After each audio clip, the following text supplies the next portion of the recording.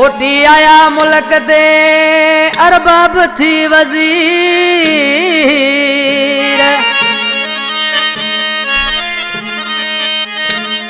ओ मोटी आया मुल्क ते अरबाब थी वजीर। ओ पया खंडू वेरायूं खीर वाहिद बख्श नोड़ी चवे अला। आयो वा दौर दोदल जो वरी अरे बाब वरिया थई। आयो वा दौर दोदल जो वरी अरे बाब वरिया थई। थींदा हो भर जलो बेशक तिनी जी दिल बदरिया थई। थींदा हो भर जलो बेशक तिनी जी दिल बदरिया थई। आयो आ दौर दोदल जो वरी अरे बाप वरिया थई। वरी अरे बाप वरिया थई। थींदा हो भर जलो बेशक तिनी जी दिल बदरिया थई। थींदा हो भर जलो बेशक तिनी जी दिल बदरिया थई।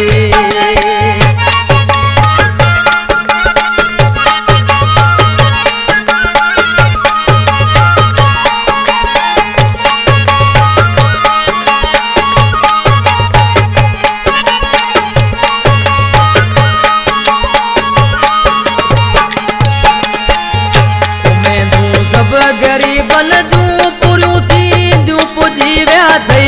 पुरियूं थी दियूं पुजी विया थई।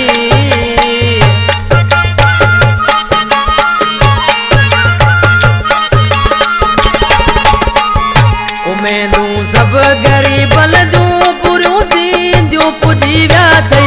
पुरियूं थी दियूं पुजी विया थई। हूंदियूं मुर्कूं तिनी चेहरन मुंहिंजा मारूं से दरिया थई। हूंदियूं मुर्कूं तिनी चेहरन मुंहिंजा मारूं से दरिया थई। जियो अरबाब जियो जिंदाबाद।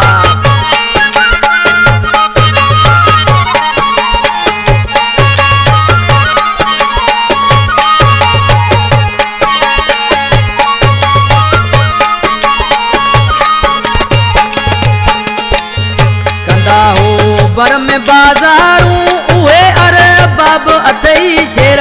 उहे अरबाब अथई शेर।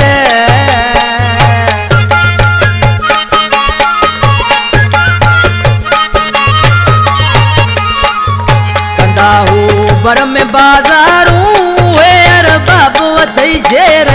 उहे अरबाब अथई शेर। कसम सां थर जवारस थई वरई बीहर तबरिया थई। कसम सां थर जवारस वरी बीहर तबरिया थई। करनूर का फरमाशा वडेरो अकबर थेबो ऐं दिलशेर थेबो।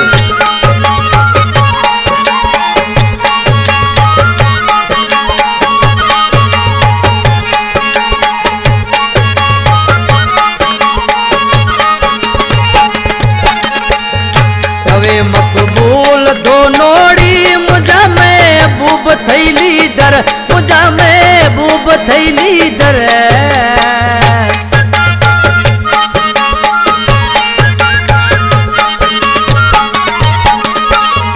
सवे मकबूल दो नोड़ी मुझा महबूब थई लीडर।